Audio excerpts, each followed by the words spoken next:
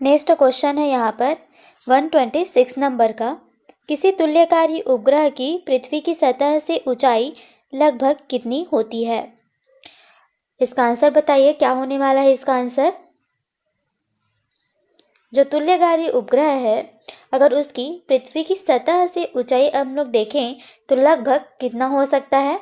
इसका आंसर हो जाएगा ऑप्शन नंबर ए, 36,000 किलोमीटर इसकी ऊंचाई हो सकती है। आगे बढ़ते हैं। नेक्स्ट क्वेश्चन है 127 नंबर का। देखिए, टेनिस की गेंद मैदान की अपेक्षा किसी पहाड़ी पर अधिक ऊंची उछलती है, क्यों? तो जो टेनिस की गेंद होती है वो अगर हम मैदान में देखें और उसकी अपेक्षा किसी पहाड़ पर देखें तो पहाड़ पर जो है वह अधिक ऊंची उछलती है, तो उसका जो कारण है वह क्या है? तो इसका आंसर क्या होने वाला है?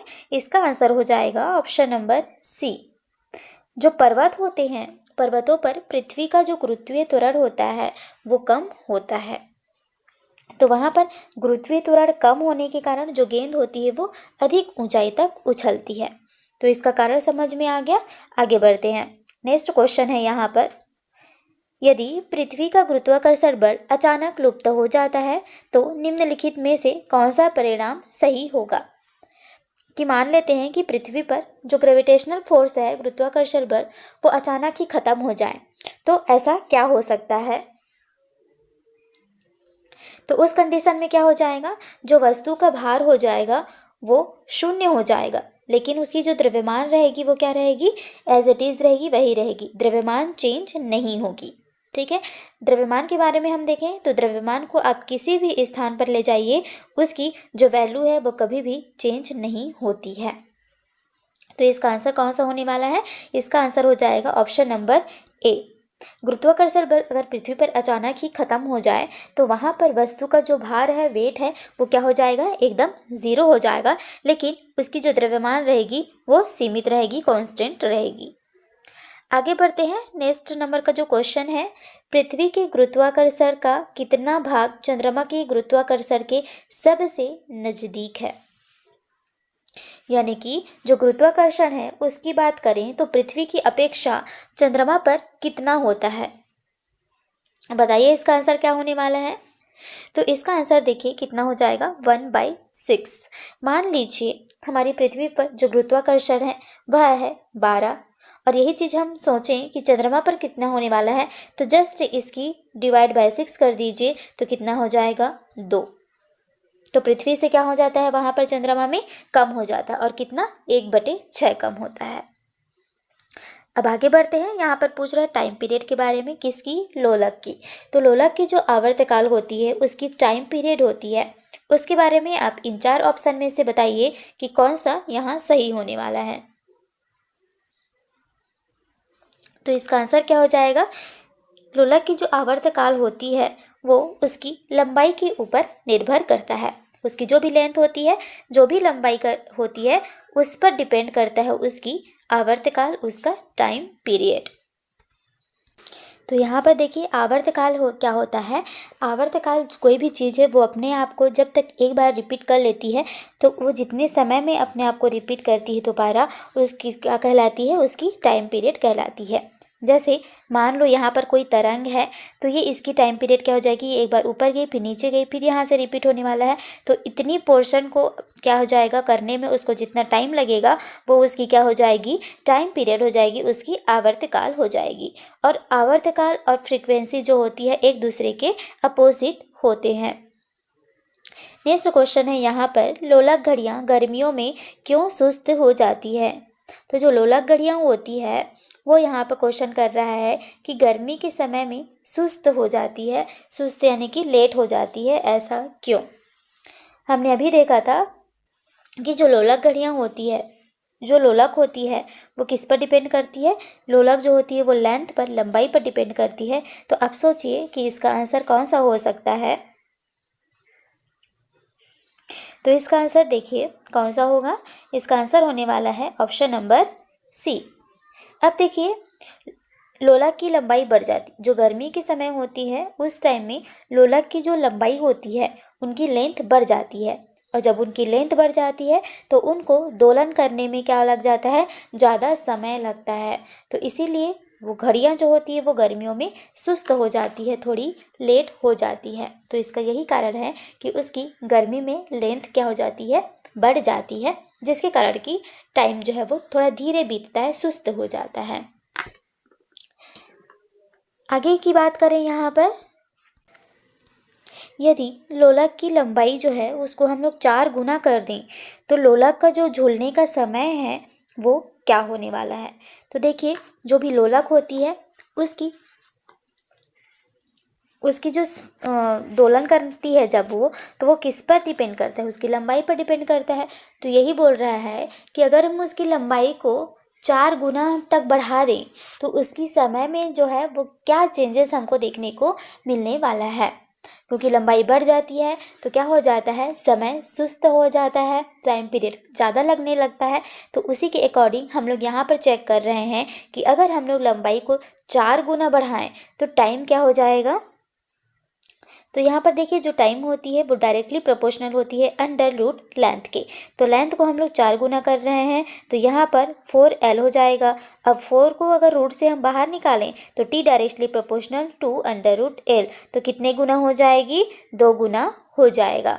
तो इसका अकॉर्डिंग आंसर क्या होने वाला है, 2 इसका आंसर होने वाला है, यानी कि ऑप्शन नंबर बी। होप आपको समझ में आ गया होगा। आगे बढ़ते हैं। नेक्स्ट है, पेंडुलम को चंद्रमा पर ले जाने पर उसकी जो समय अवधि है, उसका जो आवर्तकाल है, उस पर क्या इफेक्ट होने वाला है।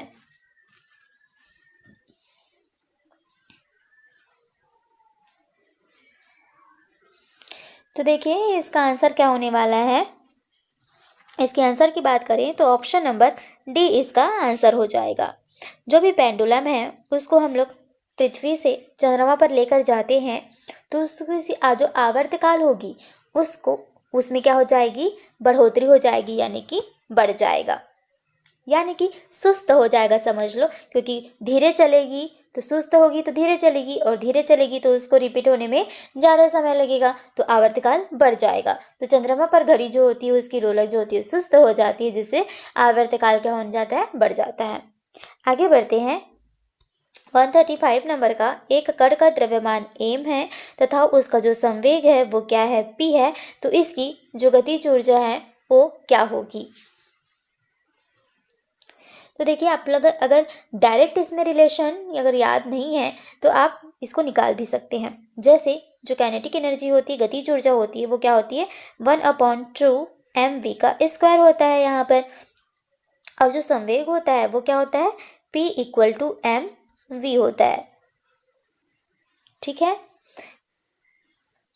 तो यहाँ पर देखिए ये हो जाएगी गतिज ऊर्जा। अब हम लोग यहाँ पर mv की जगह में p रख देते हैं। 1/2 mv की जगह में p रखते हैं तो एक भी बच जाएगा यहाँ पर। तो अगर हम लोग इसको एक बार ऊपर में m और एक बार नीचे में m का, तो फिर से mv आ गया, तो फिर से यहाँ पर p हो जाएगा। तो क्या हो जाएगा, 1/2 p का स्क्वायर और डिवाइड बाय m। तो ऐसा कहाँ पर दिख रहा है, तो ये दिख रहा है ऑप्शन नंबर डी पे। तो p² डिवाइड बाय 2m, और ये किसकी इक्वल टू हो जाएगी, काइनेटिक एनर्जी की। तो इनमें जो रिलेशन है वो डायरेक्ट ये आ जाएगा। तो अगर डायरेक्ट याद नहीं है तो आप इस तरीके से निकाल भी सकते हैं। आगे बढ़ते हैं। नेक्स्ट क्वेश्चन है, हुक का सिद्धांत निम्नलिखित में से किससे संबंधित है। हुक ने एक सिद्धांत दिया था जिसको हम हुक सिद्धांत के नाम से भी जानते हैं। तो उसके बारे में यहाँ पर आपको कौन सा सही लग रहा है ये बताना है।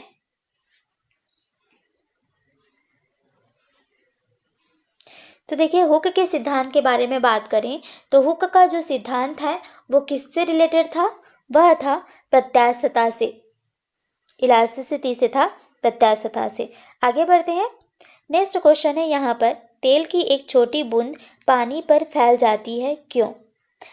आप जब भी देखे होंगे कि अगर जो तेल होती है उसको हम पानी में डालते हैं तो तुरंत ही फैल जाती है। तो यहाँ पर बताना है कि उसके अकॉर्डिंग यहाँ पर कौन सा ऑप्शन हमारा सही होने वाला है।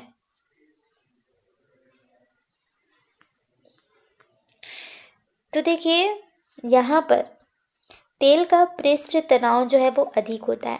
तेल का पृष्ठ तनाव अधिक होने के कारण वो पानी में जल्दी से फैल जाती है। तो ऑप्शन नंबर सी यहाँ पर राइट हो जाएगा। आगे बात करते हैं हम लोग। यहाँ पर साबुन के बारे में दिया हुआ है। साबुन द्वारा निर्मलन का क्या सिद्धांत है? यहाँ पर पूछ रहा है जो हम लोग कपड़े होते हैं उसको साबुन से साफ करते हैं तो वह साफ हो जाती है, तो वो किससे रिलेटेड है वो सिद्धांत? आंसर हो जाएगा इसका ऑप्शन नंबर ए, पृष्ठ तनाव। यहाँ पर भी इसका रीज़न क्या होगा? पृष्ठ तनाव इसका रीज़न है। आगे बढ़ें।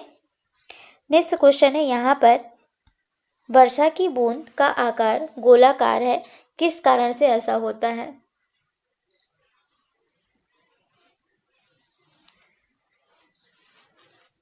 तो इसका भी आंसर क्या होने वाला है? इसका भी रीज़न है पृष्ठ तनाव के कारण। तो जो वर्षा की बूंदें हैं वो क्या होती है? गोल होती है, तो उसका कारण है पृष्ठ तनाव। आगे बढ़ते हैं। एक द्रव बूंद गोलीय आकार धारण कर लेती है। तो एक जो भी वर्षा की बूंद है या द्रव की बूंद है वो अपने आप में देखिए गोल धारण कर लेती है, तो वो जो होता है किसके कारण ऐसा होता है? तो वहाँ भी हम बात करें तो क्या होने वाला है? पृष्ठ तनाव के कारण। ऑप्शन नंबर ए इसका राइट आंसर हो जाएगा। 139 का बी हो जाएगा पृष्ठ तनाव। आगे बढ़ते हैं यहाँ पर 141 नंबर का, स्थिर पानी में मिट्टी का तेल डालने पर मच्छर कम होते हैं, क्यों? जहाँ भी रुका हुआ पानी रहता है या नाली का पानी को हम ले लें तो उसमें क्या हो जाते हैं? मच्छर पनपने लग जाते हैं।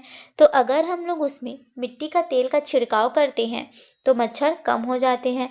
तो उसका रीज़न यहाँ पर बताइए क्या हो जाएगा? ऑप्शन नंबर सी इसका राइट हो जाएगा। लार्वा के सांस में बाधा डालता है। जो भी मच्छर के लार्वा होते हैं उनकी जो भी सांस होती है उनमें वो क्या कर लेते हैं? बाधा डालते हैं, जिसके कारण क्या हो जाती है? वहाँ पर मच्छर जो होती हैं वो मर जाती हैं। नेक्स्ट है यहाँ पर, पानी से निकलने पर सेविंग ब्रश जो होते हैं वो आपस में चिपक जाते हैं, तो वो किसके कारण होता है? तो आप देखिए जो सेविंग ब्रश होते हैं सभी ने देखा ही होगा, तो उसको जो पानी पर डुबाया जाता है फिर बाहर निकालते हैं तो उसकी जो ब्रशें होती हैं वो आपस में क्या होती हैं? चिपक जाती हैं। तो ऐसा क्यों होता है? तो उसके होने का रीज़न है पृष्ठ तनाव। पृष्ठ तनाव के कारण वो ऐसा आपस में चिपक जाते हैं। नेक्स्ट क्वेश्चन की बात करें 143, स्थिर गति से जा रही खुली कार में बैठा एक बालक गेंद को हवा में सीधे उछाल कर फेंकता है, तो गेंद जो होगी वो कहाँ पर गिरेगी? अगर इसका आंसर नहीं पता है तो सभी नेक्स्ट टाइम से इसका प्रैक्टिकल करके देखेंगे कि क्या होता है। अभी इसका आंसर क्या होने वाला है? इसका आंसर हो जाएगा ऑप्शन नंबर सी। जो भी स्थिर गति से खुली हुई कार में अगर एक बालक बैठा है और गेंद को बाहर फेंकता है तो उसकी ही हाथ में ही आकर के वो बॉल गिरने वाली है। नेक्स्ट क्वेश्चन है देखिए 144 नंबर का, एक व्यक्ति पूर्णतः चिकने बर्फ के क्षैतिज समतल के मध्य में विराम स्थिति में है, तो न्यूटन के किन किन नियमों का उपयोग करके वह अपने आप को तट तक ला सकता है? तो एक व्यक्ति है जो चिकना बर्फ है उसमें क्षैतिज समतल के मध्य में विराम की स्थिति में है, तो वह न्यूटन के कौन सी गति का नियम का पालन करेगा और उस कौन से नियम का पालन करते हुए वह किनारे पर आ जाएगा? तो ये है न्यूटन की गति का तीसरा नियम। नेक्स्ट क्वेश्चन की बात करें यहाँ पर 145 नंबर की, तो कपूर के छोटे छोटे टुकड़े जल की सतह पर क्यों नाचते हैं?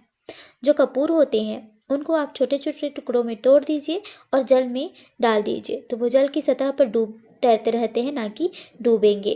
तो वह ऐसा इसलिए होता है कि वहाँ पर क्या हो जाएगा? पृष्ठ तनाव के कारण। आगे बढ़ते हैं। नेक्स्ट क्वेश्चन है जब शुद्ध जल में डिटर्जेंट डाला जाता है तो उसका जो पृष्ठ तनाव होता है उस पर क्या प्रभाव पड़ता है। तो देखिए, जो शुद्ध जल रहता है उसमें हम डिटर्जेंट डालते हैं कपड़ा साफ करने के लिए, तो उसमें जो पृष्ठ तनाव होता है वो क्या हो जाता है, कम हो जाता है। तो पृष्ठ तनाव कम होने के कारण हमारे कपड़े से जो गंदगी होती है वो बाहर निकल जाती है। नेक्स्ट क्वेश्चन है यहाँ पर, साबुन को जल में घोलने पर पृष्ठ तनाव क्या होता है। अभी हमने डिटर्जेंट के बारे में देखा, अब हम साबुन के बारे में देख रहे हैं। तो बताइए, अगर आपको इसका आंसर पता है तो कौन सा ऑप्शन इसका सही होने वाला है। अगर इस ऑप्शन की बात करें तो यहाँ पर सही हो जाएगा ऑप्शन नंबर ए, यहाँ भी घर जाएगा। अगर हम लोग जल में डिटर्जेंट को घोलेंगे तो वहाँ पर भी जो पृष्ठ तनाव होगा वो कम होगा, और अगर हम लोग साबुन की बात करें तो साबुन के कंडीशन में भी जो पृष्ठ तनाव होगा वो क्या हो जाएगा, कम हो जाएगा। आगे बात करते हैं। नेक्स्ट है, संवातक कमरे की छत के निकट लगाए जाते हैं, क्यों। तो इसका आंसर क्या हो जाएगा, ऑप्शन नंबर ए इसका राइट हो जाएगा। सांस में छोड़ी गई गर्म हवा ऊपर उड़ती है और बाहर चली जाती है, इसलिए जो संवातक होते हैं वो कमरे की छत के निकट जाते हैं, क्योंकि हम जो भी सांस छोड़ते हैं, जो भी हवा रहती है वो ऊपर उड़ती है, और ऊपर उठने के कारण वो क्या हो जाएगी, खिड़की से बाहर निकल सकती है। नेक्स्ट क्वेश्चन यहाँ पर 149 नंबर का, यहाँ पे एक कथन दिया हुआ है और दूसरा उसका कारण दिया हुआ है। तो आपको इसके अकॉर्डिंग, ऑप्शन के अकॉर्डिंग उसका आंसर बताना है। तो कथन में क्या बोल रहा है कि जो अपमार्जक होते हैं वो मैले कपड़ों से सरलतापूर्वक तेल व गर्द निकाल देते हैं। तो दूसरा उसका कारण बता रहा है कि जो भी अपमार्जक है वो जल का पृष्ठ तनाव क्या करते हैं, बढ़ा देते हैं।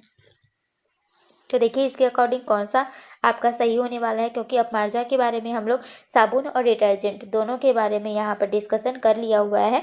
तो उसके अकॉर्डिंग यहाँ पर सोचिए कि आंसर क्या होगा। देखिए यहाँ पर ऑप्शन नंबर सी राइट होने वाला है, क्योंकि देखिए कथन क्या बोल रहा है कि जो अपमार्जक होते हैं यानी कि डिटर्जेंट और साबुन वो मैले कपड़ों से सरलतापूर्वक तेल व गर्द को बाहर निकाल देते हैं। तो बिल्कुल सही है, हम लोग कपड़े को साफ करने के लिए ही अपमार्जक का उपयोग करते हैं। और यहाँ पर कारण जो है वो बता रहा है कि जो अपमार्जक होते हैं वो जल का पृष्ठ तनाव को बढ़ा देते हैं। तो बिल्कुल गलत है, जो अपमार्जक होते हैं वो जल के पृष्ठ तनाव को बढ़ाते नहीं हैं बल्कि घटाते हैं। तो ये गलत हो जाएगा, ऑप्शन नंबर ए ही हमारा राइट होने वाला है। तो ए सही है परंतु आर गलत है, तो ये क्या हो जाएगा, ऑप्शन नंबर सी सही होगा। आगे बढ़ते हैं। यहाँ पर 150 नंबर का क्वेश्चन, अंतरिक्ष यात्री अंतरिक्ष में सीधे खड़े नहीं रह सकते, क्यों। जैसे हम पृथ्वी पर सीधे खड़े रह सकते हैं, चल सकते हैं सीधे, तो उसी तरीके से अगर अंतरिक्ष में कोई अंतरिक्ष यात्री गया है तो वह सीधा नहीं खड़ा रह सकता। तो यहाँ पर उसका आपको रीज़न बताना है। तो इनके अकॉर्डिंग जो आंसर होने वाला है वो होगा ऑप्शन नंबर ए, वहाँ पर जो गुरुत्व होता है वो नहीं होता है, यहाँ पर गुरुत्व होता है जिसके कारण हम सीधी खड़े रह पाते हैं। तो आंसर क्या हो जाएगा, ऑप्शन नंबर ए इसका राइट होने वाला है। आगे बढ़ते हैं। यदि केशनली जो होती है उसका व्यास को दोगुना कर दिया जाए तो उसमें जो चढ़ने वाला जल सतह की ऊंचाई जो होगी वो क्या होगी। तो अभी देखिए, मान लो कोई केश नली है वो इतनी ही है, अब दूसरी ले लेते हैं, इसकी जो व्यास है उसको दोगुनी करके, तो ये मान लो इतनी मोटी हो जाती है। तो उनमें जो जल है वो जल सतह की ऊंचाई क्या हो जाएगी, इसके आधी ही होगी। नेक्स्ट है, श्यानता की इकाई की क्या होती है। जो श्यानता होती है, जैसे एग्जाम्पल के लिए लें तो हनी को देखें आपने, उसमें जो गाढ़ापन रहता है वो यही क्या होती है, श्यानता होती है। तो उसकी जो यूनिट होती है उसके बारे में बात करें तो वह क्या होगी। तो आंसर हो जाएगा, उसकी यूनिट होगी ऑप्शन नंबर ए, पॉइस। आगे बढ़ते हैं। 153 नंबर का क्वेश्चन, जब दो भिन्न भिन्न व्यास के केशनलियों को किसी द्रव में ऊर्ध्वाधर डुबाने पर चढ़े द्रव की ऊंचाई क्या होगी। अभी जस्ट पहले हमने केश नली वाला जो क्वेश्चन किया था उसको अगर आपने ठीक तरीके से समझे होंगे तो इसका आंसर आप आसानी से दे सकते हैं। तो हमने वहाँ पर देखा था कि कोई नली थी, केश नली, उसका कुछ व्यास था और इसके साथ जो हमने रखा था वो इसके डबल व्यास का था। मान लो इसका व्यास d है तो इसका व्यास क्या हो जाएगा, 2d हो जाएगा। तो इसमें जितना भी द्रव भरा होगा, मान लो एल h हाइट तक इसका द्रव भरा है तो इसमें जो द्रव भरेगा वो क्या हो जाएगा, आधी। तो यहाँ पर इसके कारण देखिए जो कम व्यास वाली केश नली में है वो उसकी ऊंचाई अधिक है और जो ज़्यादा व्यास वाली जो नली है उसमें जो है वो कितनी है, आधी है। तो इसके अकॉर्डिंग ऑप्शन नंबर सी इसका राइट होने वाला है। आगे बढ़ते चलिए आगे। 154 नंबर का क्वेश्चन, लैंप की बत्ती में तेल किसके कारण ऊपर उठता है। तो लैंप की जो बत्ती होती है, अपने घरों में भी दिया ले सकते हैं या लैंप ले सकते हैं। तो जो दिया हम लोग एग्जाम्पल के लिए देखते हैं कि उसमें जो हम लोग ने बत्ती लगाई हुई होती है, फिर तेल डाला हुआ होता है, तो उसमें जो तेल होता है वो ऊपर जाता है और जब तेल ख़त्म हो जाती है तो वो दिया जो है वो बुझ जाता है ना। तो वो किसी कारण से होता है। तो उसके अकॉर्डिंग हम देखें तो यहाँ पर किसकी घटना होती है। जो भी लैंप हम दिया जो लिए थे उसमें बाती डालते हैं तो उसमें जो तेल होती है वो केशकत्व की जो घटना होती है उसके कारण उसमें तेल जो है वो बाती में ऊपर उठती है। आगे बढ़ते हैं। 155 नंबर का क्वेश्चन कि पानी में लोहे की सुई डूब जाती है लेकिन जहाज जो है वो तैरता रहता है, यह किस सिद्धांत पर आधारित है।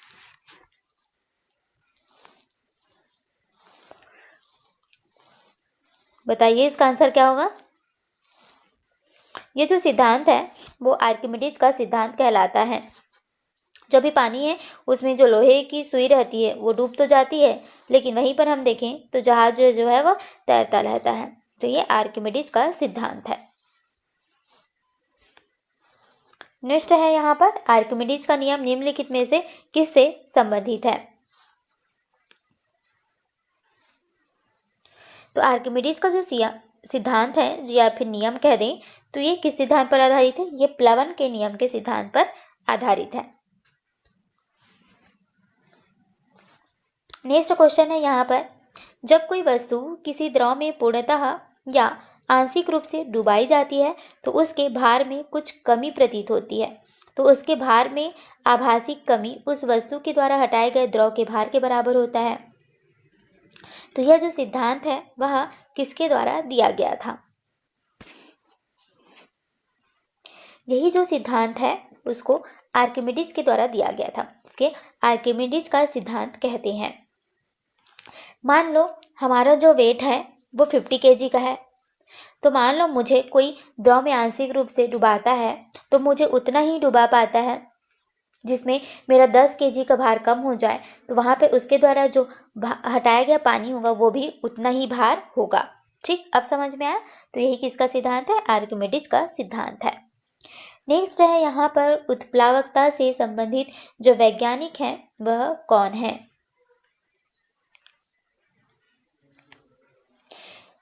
उत्प्लावन का नियम कहलाता है आर्किमिडीज का नियम ही। तो यहाँ पर कौन हो जाएंगे, आर्किमिडीज इसका आंसर होने वाला है। आगे बढ़ते हैं। नेक्स्ट क्वेश्चन है यहाँ पर 159 नंबर का क्वेश्चन, द्रव में आंशिक या पूर्णतः डूबे हुए किसी ठोस द्वारा प्राप्त उछाल की मात्रा किस पर निर्भर करती है। द्रव में आंशिक या पूरी तरह डूबे हुए किसी ठोस द्वारा प्राप्त उछाल की मात्रा जो होती है वो किस पर निर्भर करती है। तो वो निर्भर करेगी ठोस द्वारा हटाए गए द्रव की मात्रा पर। ऑप्शन नंबर ए इसका राइट हो जाएगा। आगे बढ़ते हैं। जल पृष्ठ पर लोहे के टुकड़े के न तैरने का कारण क्या है। हमने अभी देखा था कि जो जल पृष्ठ पर अगर हम लोग लोहा को डालते हैं जल में तो वो पृष्ठ पर तैरता नहीं है बल्कि क्या हो जाता है, डूब जाता है। तो इसका जो कारण है वह क्या है, तो आंसर हो जाएगा ऑप्शन नंबर ए। सॉरी, यहाँ पर 160 का देख रहे हैं तो 160 का आंसर नंबर ए सही हो जाएगा। लोहे द्वारा विस्थापित जो जल का भार है लोहे के भार से कम होता है, यानी कि लोहा का भार जो होता है वो अधिक होने के कारण डूब जाता है। नेक्स्ट है, कोई भी नाव डूब जाएगी यदि वह पानी हटाती है अपने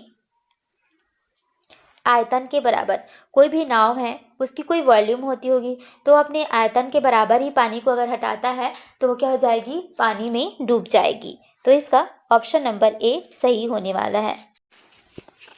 नेक्स्ट क्वेश्चन है अब यहाँ पर 162 नंबर का। यहाँ पर देखिए लिखा है, महान वैज्ञानिक आर्किमिडीज किस देश से संबंधित है। बताइए आंसर क्या होगा।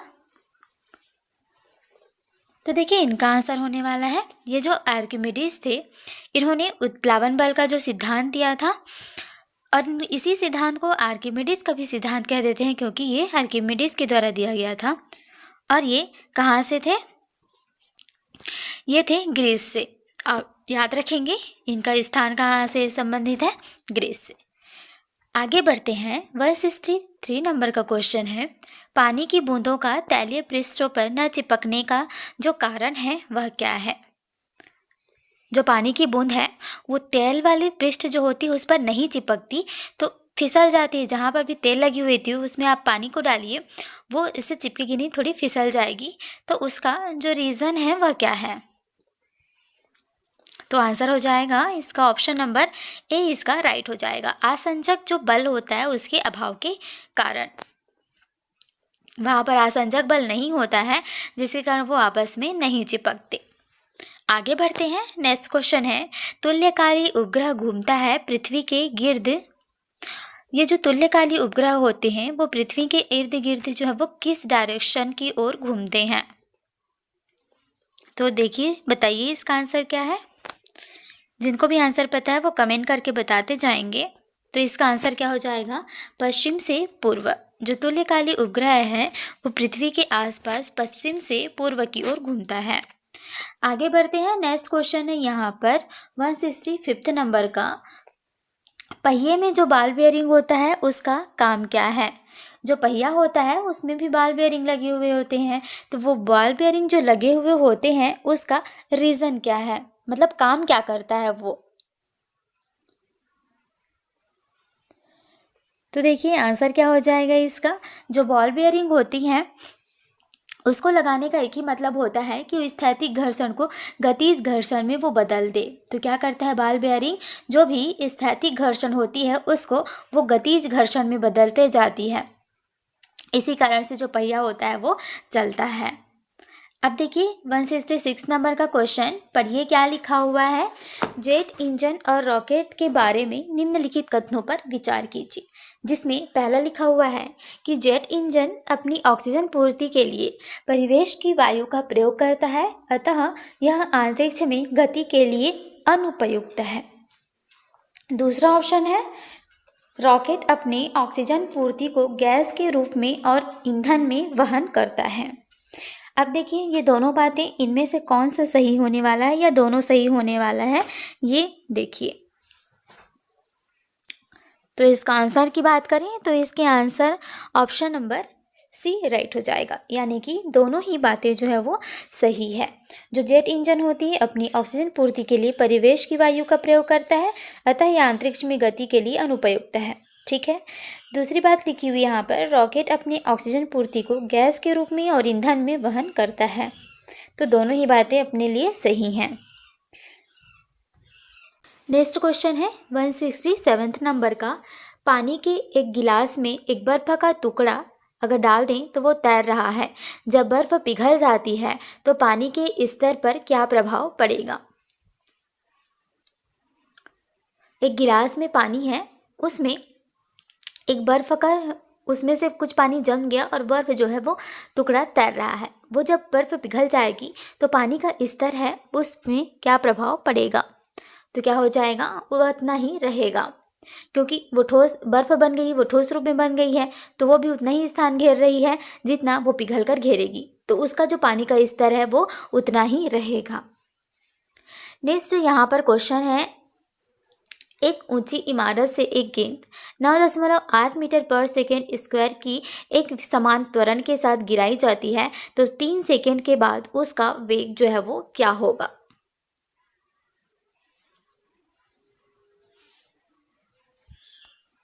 तो देखिए इसको कैसे सॉल्व करेंगे। इसका फॉर्मूला होता है v equal to U plus A T. तो इनिशियल कंडीशन में जो u होता है वो क्या होता है, 0 होता है। तो इसकी फॉर्मूले क्या बन जाएगी, v equal to A T. यहाँ पर a क्या है, एक्सेलरेशन 9.8 है और t क्या दिया हुआ है, 3 है। तो इन दोनों को आपस में मल्टीप्लाई करेंगे तो क्या आ जाएगा, ऑप्शन नंबर सी इसका राइट आंसर हो जाएगा। नेक्स्ट क्वेश्चन है यहाँ 169 नंबर वाला। एक वस्तु का द्रव्यमान 100 किलोग्राम है। अगर चंद्रमा पर गुरुत्व जनित जो त्वरण है वो g/6 है तो चंद्रमा पे जो वस्तु है उसका वजन कितना होगा। तो मैंने आपको बताया था कि जो भी चंद्रमा पर वस्तु है वो क्या हो जाएगी, पृथ्वी की अपेक्षा 1/6 हो जाती है। लेकिन यहाँ पर जो पूछ रहा है वो किस चीज़ के बारे में पूछ रहा है वो भी ध्यान में दीजिए कि यहाँ पर चंद्रमा में जो वस्तु का द्रव्यमान है वह क्या होने वाला है।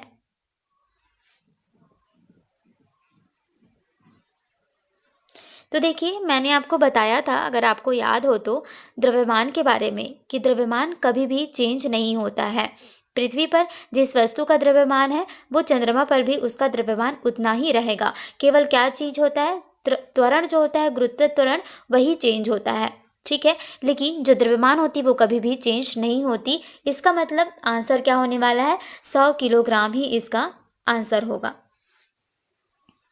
नेक्स्ट क्वेश्चन है यहाँ पर पावर, शक्ति के बारे में कि जो पावर होती है, शक्ति होती है, उसकी जो यूनिट होती है वो वॉट है।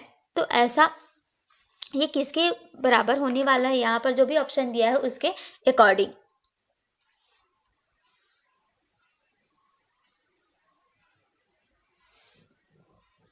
देखिए बताइए कौन सा आंसर होगा।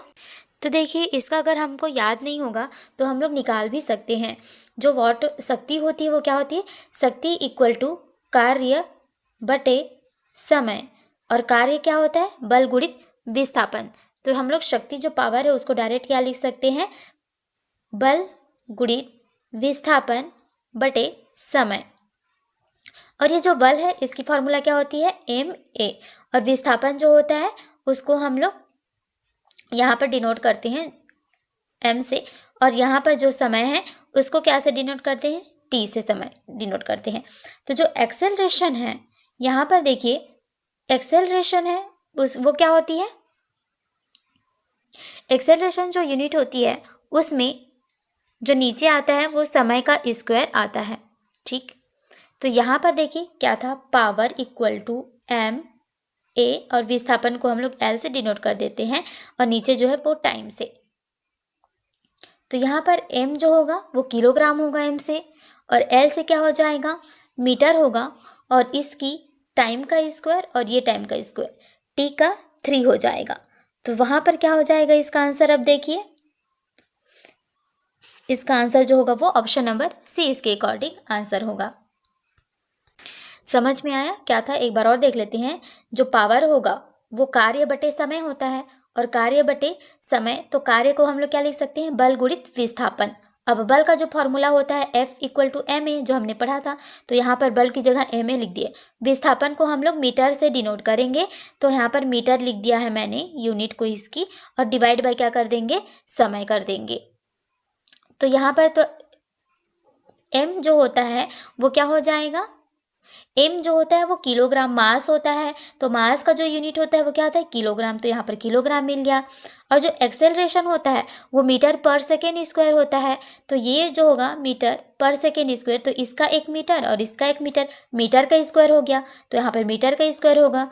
और यहाँ पर सेकेंड स्क्वायर, तो सेकेंड का स्क्वायर मतलब टी का स्क्वायर, और नीचे एक बार और टी है तो टी की पावर 3, और इसी टी की पावर 3 को हम लोग सेकेंड की पावर 3 लिखेंगे, और इस सेकेंड की पावर 3 को हम लोग ऊपर लेके जाएंगे तो क्या लग जाएगा, माइनस लग जाएगा। It means option number C हमारा राइट होने वाला है। एक बार आप लोग खुद सॉल्व करके देखिए, अपने कॉपी में बन जाएगा। आगे बढ़ते हैं। नेक्स्ट क्वेश्चन है यहाँ पर, भारहीनता की अवस्था में एक मोमबत्ती की ज्वाला का आकार हो जाएगा तो यहाँ पर देखिए इसके अकॉर्डिंग जो आंसर है वो क्या होने वाला है। तो इसका आंसर क्या होगा, ऑप्शन नंबर डी इसका आंसर होने वाला है। भारहीनता की अवस्था में एक मोमबत्ती की जो ज्वाला है उसका आकार क्या रहेगा, वही रहेगा। नेक्स्ट क्वेश्चन है अब 172 नंबर का। एक गैस नली में जल की अपेक्षा एक तरल अधिक ऊंचाई तक चढ़ता है, तो इसका जो कारण है वो क्या है। तो देखिए इसका आंसर क्या होने वाला है, इसका आंसर होने वाला है ऑप्शन नंबर डी।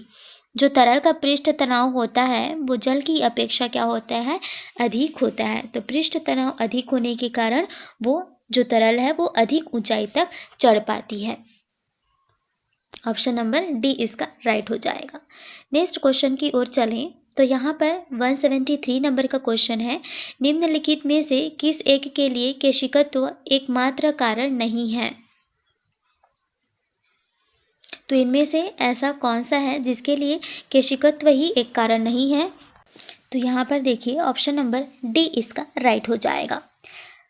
पहले आंसर की बात करें तो स्याही का सोखना यह सिर्फ केशिकत्व के कारण ही होता है। दूसरी बात करें भूमिगत जो जल है इसका ऊपर चढ़ना ये भी केवल और केवल केशिकत्व के कारण होता है। तीसरा है यहाँ पर सूती कपड़े पर जल की बूंद का फैलना, तो ये भी सिर्फ और सिर्फ केशिकत्व के कारण होता है। चौथी बात यहाँ पर लिखी हुई है कि पौधों की जड़ों से जल का इसके पर्ण समूह की ओर बढ़ना, ये सिर्फ केशिकत्व के कारण ही नहीं होता है। यहाँ पर जो होते हैं वो जाइलम संवहनी ऊतक होते हैं जिसके कारण ऐसा होता है। तो इसके अकॉर्डिंग जो ऑप्शन आंसर होने वाला है वो होने वाला है option number D. Next question की बात करें यहाँ पर तो यहाँ लिखा हुआ है, गुरुत्वाकर्षण के सार्वभौमिक नियम का प्रतिपादन किसने किया था। यानी कि जो गुरुत्वाकर्षण का जो नियम है वह किसके द्वारा दिया गया था। आंसर बताइए, जिनको भी इसका आंसर पता है वो कमेंट करके बताते जाएंगे। तो इसका आंसर क्या हो जाएगा, आंसर होगा न्यूटन। जो गुरुत्वाकर्षण के जो नियम है उसको न्यूटन के द्वारा दिया गया था, इसीलिए इसको न्यूटन का नियम भी कह देते हैं। नेक्स्ट है यहाँ पर ऊर्जा संरक्षण का आशय क्या है। यहाँ पर बताइए कि जो ऊर्जा का संरक्षण का मतलब है वो क्या है। तो देखिए इसके अकॉर्डिंग जो आंसर हमारा होने वाला है वो कौन सा होगा, ऑप्शन नंबर यहाँ पर होगा ऑप्शन नंबर सी। नहीं, देखिए आंसर हो जाएगा ऑप्शन नंबर डी। ऊर्जा का ना तो सृजन हो सकता है और ना ही विनाश। तो यही क्या होता है, ऊर्जा संरक्षण का नियम है। कोई भी ऊर्जा है वो ना तो हम बना सकते हैं और ना ही उसका विनाश कर सकते हैं। बस क्या होता है, उसका एक रूप से दूसरे रूपों में रूपांतरण होता है। तो इसके अकॉर्डिंग जो आंसर सही होने वाला है वो कौन सा होगा, ऑप्शन नंबर डी इसका राइट हो जाएगा। आगे बढ़े, नेक्स्ट क्वेश्चन की ओर चलते हैं। यहाँ पर पृथ्वी का पलायन वेग के बारे में पूछ रहा है कि पृथ्वी का जो पलायन वेग है वो कौन सी होती है। तो ये वैल्यू जो है वो याद रहनी चाहिए कि इसका ये कुछ जो क्वेश्चन है वो काफ़ी बार रिपीट भी होता है, तो इसके लिए आपको ये याद होना चाहिए। आंसर क्या हो जाएगा, ऑप्शन नंबर डी इसका राइट हो जाएगा। जो 11.2 किलोमीटर पर सेकेंड होती है वही पृथ्वी का पलायन वेग होता है। पृथ्वी का पलायन वेग से आशय क्या है, मतलब पृथ्वी का पलायन वेग होता क्या है, जब हम लोग एक सेकेंड में 11.2 किलोमीटर की वेग से अगर कोई वस्तु हम लोग फेंकते हैं ऊपर की ओर तो वह कभी भी पृथ्वी पर लौटकर नहीं आएगी। तो यही उसका क्या है, पलायन वेग है। आगे बढ़ते हैं नेक्स्ट क्वेश्चन की ओर। 177 नंबर का क्वेश्चन है, पास्कल जो है इकाई है किसकी। तो पास्कल जो यूनिट होती है वो किसकी यूनिट होती है।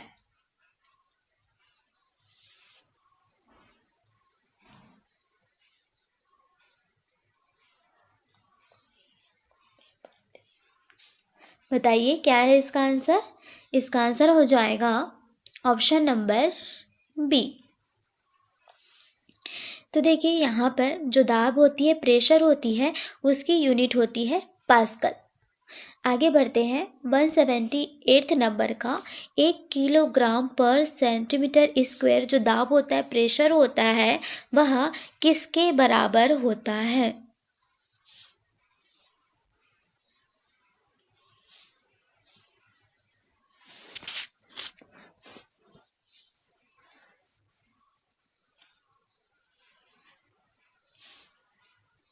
तो इसका आंसर हो जाएगा 0.1 बार के।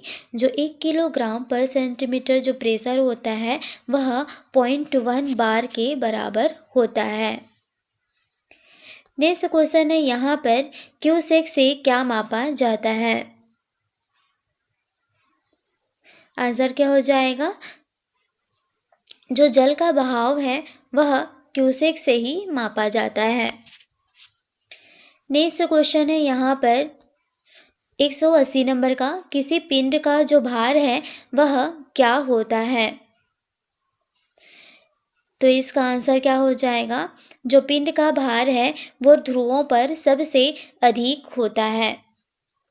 ठीक है, जो भी पिंड का भार होता है वो ध्रुवों पर सबसे अधिक होता है। क्यों? क्योंकि जो ध्रुवों पर गुरुत्वाकर्षण बल होता है उसकी जो मान होती है ग्रेविटेशनल फोर्स की, वो सबसे अधिक होती है। एक्सेलरेशन सबसे अधिक होता है, तो एक्सेलरेशन अगर सबसे अधिक होता है तो उसका वेट भी जो है वो बढ़ जाता है। नेक्स्ट क्वेश्चन है यहाँ पर 181 नंबर का, जब किसी वस्तु को पृथ्वी से चंद्रमा पर ले जाया जाता है तो उसके भार में क्या प्रभाव पड़ता है?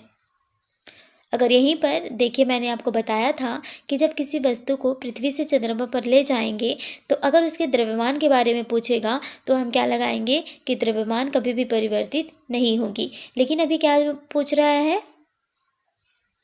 भार के बारे में पूछ रहा है। तो अब आंसर इसका क्या होगा?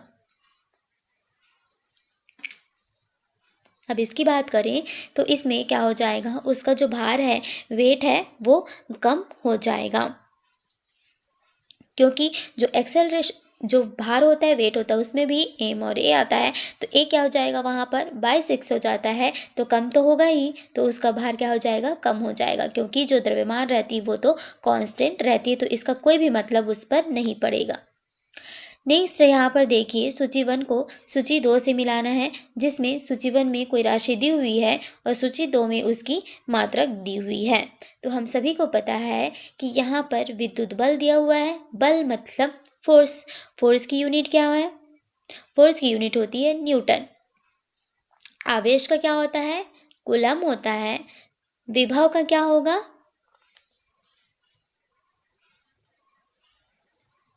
विभव का यहाँ पर क्या होने वाला है? बताइए क्या होगा? विभव का हो जाएगा वोल्ट, क्योंकि विभवांतर दो वोल्टेज के बीच का डिफरेंस क्या होता है? विभव में अंतर। विभव मतलब वोल्टेज, और वोल्टेज का क्या होता है? वोल्ट होता है। और धारिता का क्या हो जाएगा? फैराडे। तो इसके अकॉर्डिंग हम देखें अगर, तो 2, 3, 1, 4, यहाँ पे ऑप्शन नंबर बी इसका राइट आंसर होने वाला है। एक बार फिर से खुद से करिएगा। जब अगर आप नोट्स भी बना रहे हैं तो उसमें आप पॉज करके लिख सकते हैं। आगे बढ़ते हैं। नेक्स्ट क्वेश्चन है यहाँ पर 183 नंबर का, एक भू स्थिर उपग्रह अपनी कक्षा में निरंतर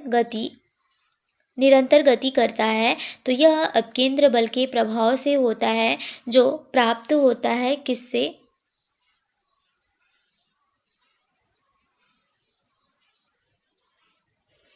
तो यहाँ पर अगर हम देखें तो इसका आंसर जो होगा वो क्या हो जाएगा? ऑप्शन नंबर बी इसका आंसर हो जाएगा। एक भूस्थिर उपग्रह अपनी कक्षा में निरंतर गति करता है, तो यह अपकेंद्र बल के प्रभाव से होता है, जो प्राप्त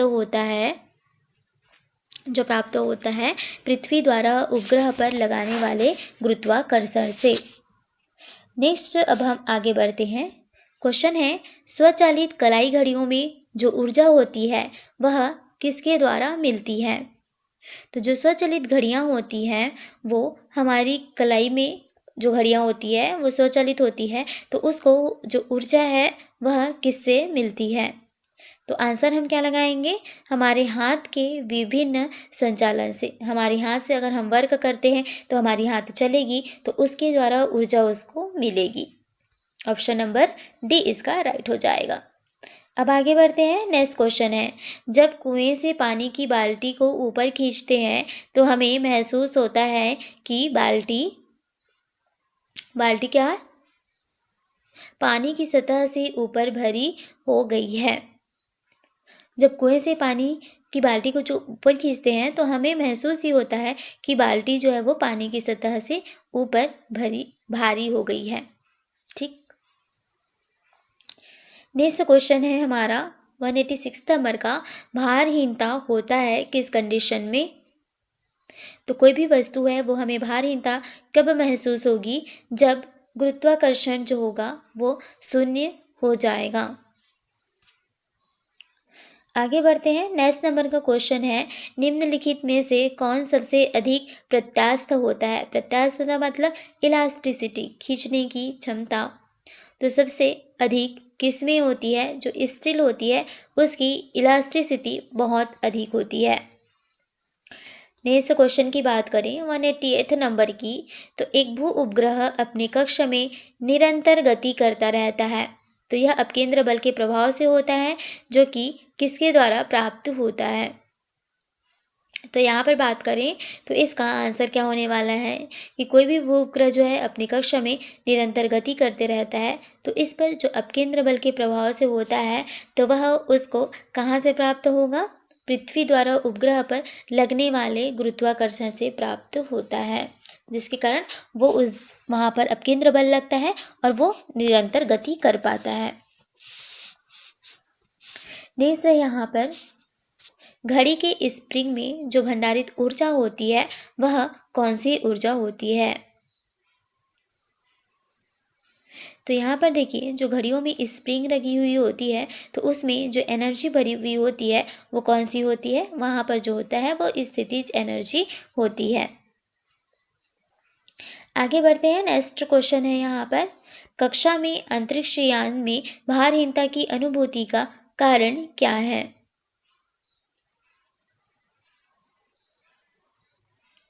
तो यहाँ पर आंसर जो होगा ऑप्शन नंबर बी इसका राइट हो जाएगा। कक्षा में त्वरण बाहरी गुरुत्वाकर्षण के कारण त्वरण के बराबर होता है, तो इसीलिए वहाँ पर हमें क्या है, अंतरिक्ष यान में भारहीनता का अनुभव होता है। तो इसका सही आंसर लगाएंगे ऑप्शन नंबर बी। आगे बढ़ते हैं। नेक्स्ट नंबर का यहाँ पर क्वेश्चन है कि डोरी से बंधे हुए एक पत्थर को तेजी से वृत्त में घुमाया जाता है, तो घुमाते समय जो डोरी है वो अचानक टूट जाती है, तब उस कंडीशन में क्या इसका आंसर करेक्ट होने वाला है। तो देखिए आंसर क्या हो जाएगा, ऑप्शन नंबर ए इसका राइट हो जाएगा। पत्थर जो है वो स्पर्श रैखिकतः उड़ जाता है। अगर टूट जाएगा वो पत्थर तो क्या हो जाएगा, पत्थर जब उड़ जाएगा, कैसी रेखा ही दिशा में, यानी सीधी रेखा में।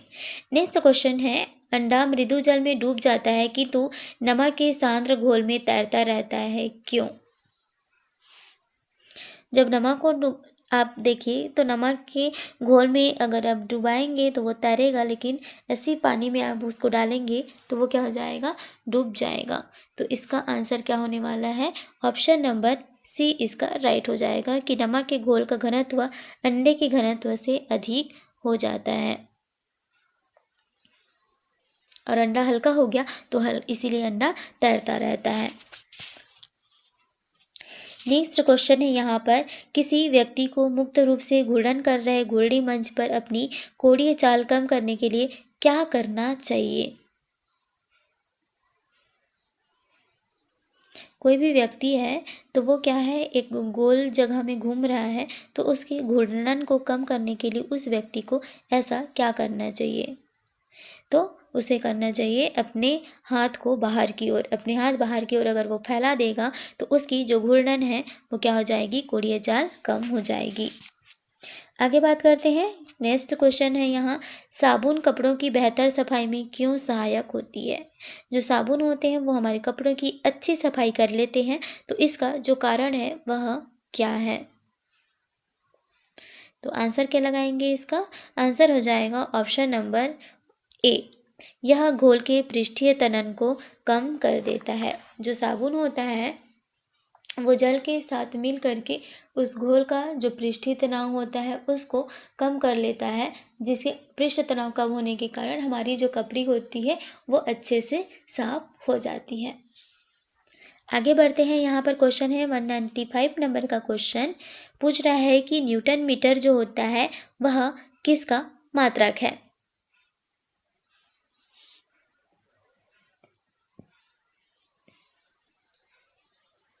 किसका मात्रक है न्यूटन मीटर?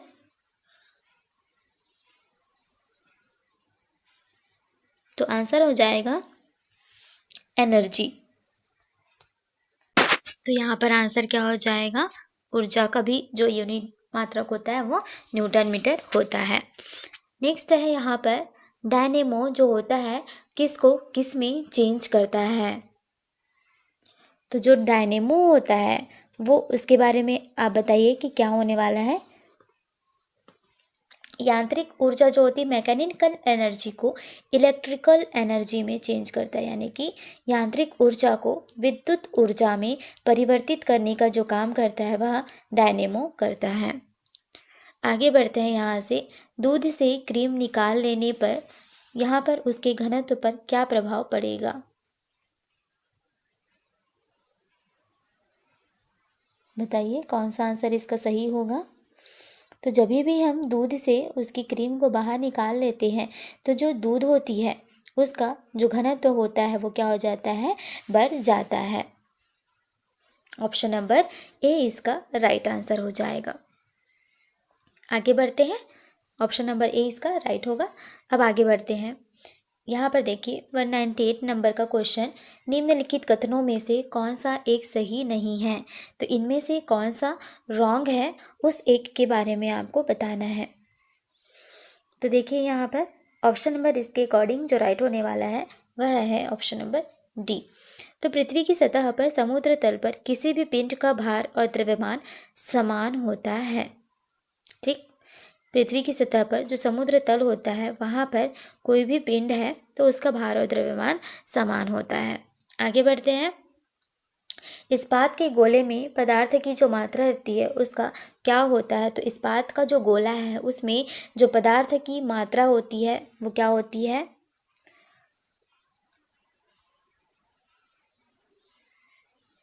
द्रव्यमान होता है। ठीक, कोई भी इस्पात है तो उसमें का जो गोले में जो पदार्थ की मात्रा है वो उसकी क्या हो जाती है? द्रव्यमान होती है।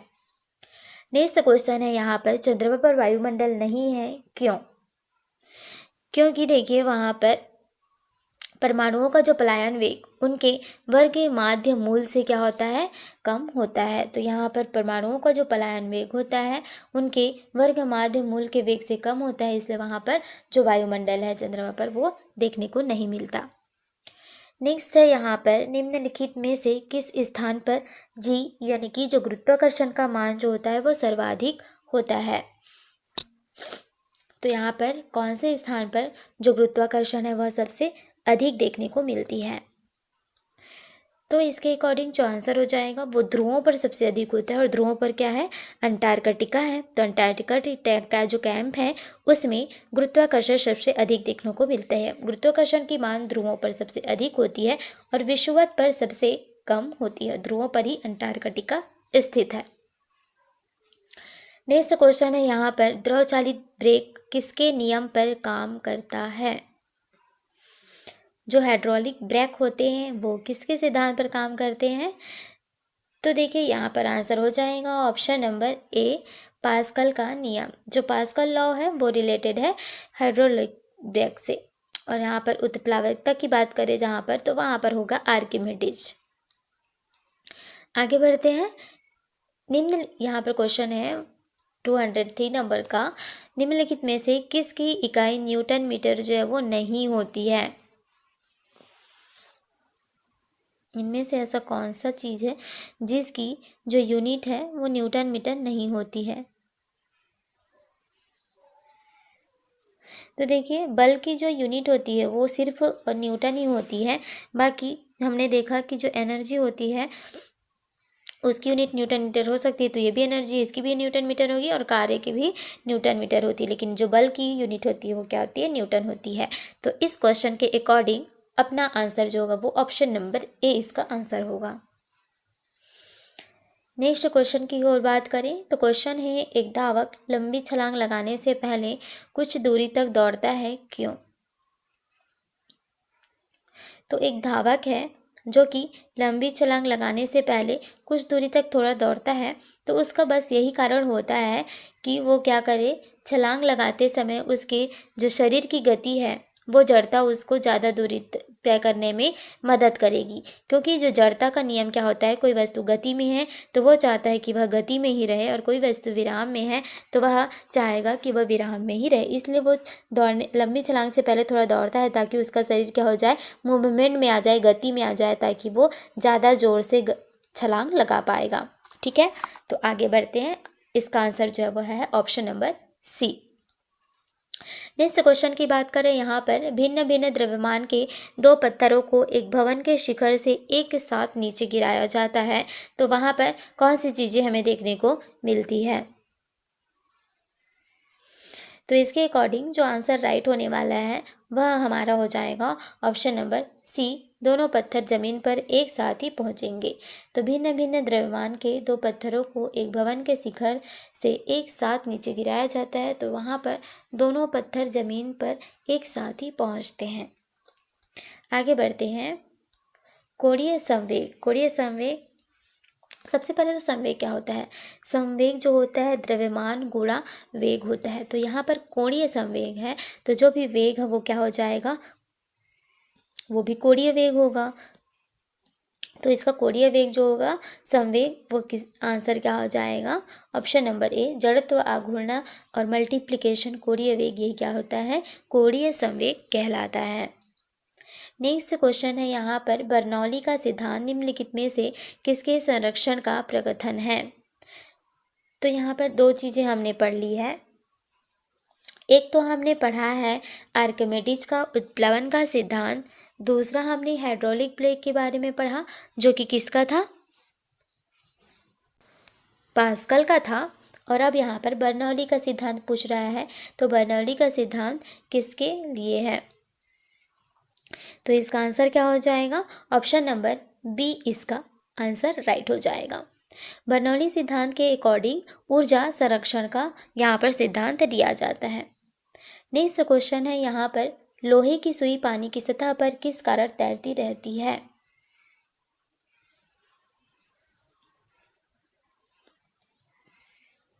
आंसर क्या हो जाएगा, पृष्ठ तनाव के कारण।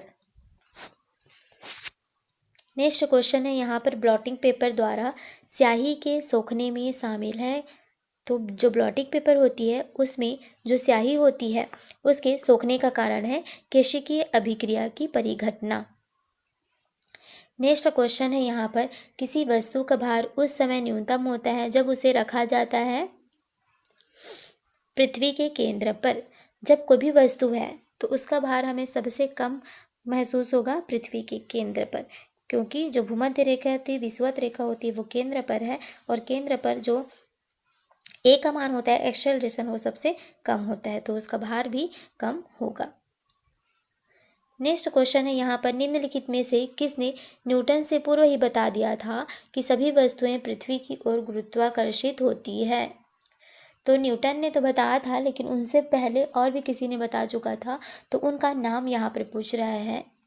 तो आंसर क्या हो जाएगा, option number D, Brahmagupta. Brahmagupta के द्वारा ही न्यूटन से पहले बता दिया गया था कि कोई भी वस्तु है जो पृथ्वी की ओर आकर्षित हो रही है तो वहाँ पर क्या है, गुरुत्वाकर्षण का बल लग रहा है।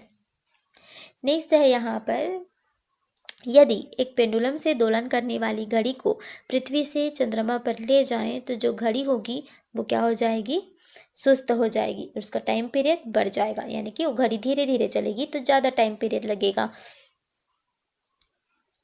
नेक्स्ट क्वेश्चन है यहाँ पर, गैस भरे गुब्बारे का नाखून की तुलना में सुई से फटना आसान क्यों होता है? जो भी गुब्बारा है वो गैस से भरा हुआ है, तो हम लोग उसको सुई से फोड़ेंगे तो बहुत जल्दी फट जाएगी एज़ कम्पेयर टू हमारे नाखून से। तो इसका आंसर क्या है, सुई गुब्बारे पर नाखून की तुलना में अधिक दाब डालती है। सुई छोटी सी होती है तो फट से वो अधिक दाब डालती है, और हमारा जो नाखून है इसका क्षेत्रफल थोड़ा ज़्यादा होता है तो वो कम दाब डाल पाती है। नेक्स्ट है यहाँ पर ऑप्शन नंबर डी, उसका आंसर राइट होगा ना। अब नेक्स्ट क्वेश्चन की ओर चलते हैं। लिफ्ट में मनुष्य का प्रत्यक्ष वजन वास्तविक वजन से कम कब रहता है?